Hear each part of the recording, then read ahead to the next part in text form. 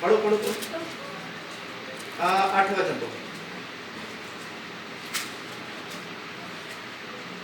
17 8 वचन। तब अमलेकी आकर रिफदीम में इस्राएलियों से लड़ने लगे। तब मूसा ने यहोशू से कहा, हमारे लिए कई पुरुषों को चुनकर छांट ले और बाहर जाकर अमलेकियों से लड़, और मैं कल परमेश्वर की लाठी हाथ में लिए हुए पहाड़ की चोटी पर खड़ा रहूंगा।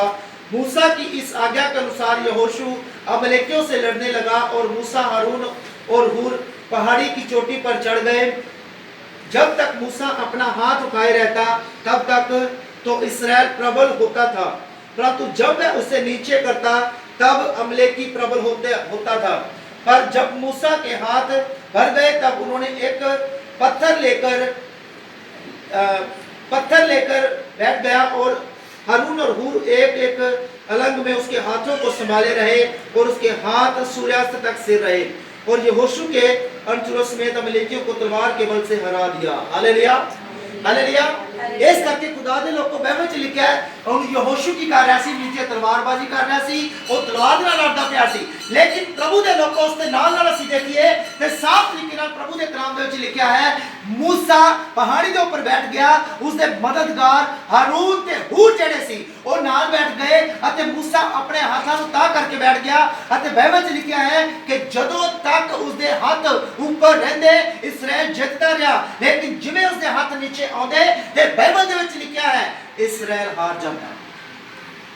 और यीशु मसीह कहते तेरे घुटने ते तेरे हाथ कदी भी ढिले ना पै, जागदे रहो ते प्रार्थना करदे रहो। अज सुस्ती नहीं छड्डदी सी, अज सानू सुस्ती नहीं छड्डदी पई, अज सानू मंजा नहीं छड्डदा पिया, उस तो वड्डी बीमारी टेलीविजन नहीं छड्डदा पिया। प्रार्थना करो, प्रार्थना नूं समय देवो, प्रार्थना नूं समय देवो, और निश्चय में मैं तुहानूं कहना पक्के रीति नाल कहंदा परमेश्वर अपने लोकां नूं जित देवेगा। Hallelujah hallelujah hallelujah. जित देवेगा, जित जदों तुसीं अपने घुटने खुदा दे अगे टेक देवो। मूसा ने हाथां नूं तां चुक्या, एक बंदे दी प्रार्थना नाल बाइबल दे विच लिखिया है कि पूरा मिस्र हार गया। हालेलुया। अमलेकी लोग भी हार गए, जिथे जिथे भी मूसा जाता परमेश्वर उसनूं जित दिंदा सी, कारण क्योंकि मूसा अपने टाइम सिर प्रार्थना करने वाला सी, खुदा दे नाल गल करने वाला सी। खुदा दे लोगों सानूं चाहिदा इन्हां दिनां दे विच प्रार्थना दे समय बिताना, इन्हां दिनां दे विच असीं खुदा दा धन्नवाद करिए, इन्हां दिनां दे विच असीं प्रभु दी महिमा करिए, प्रार्थना में समय बिताइए।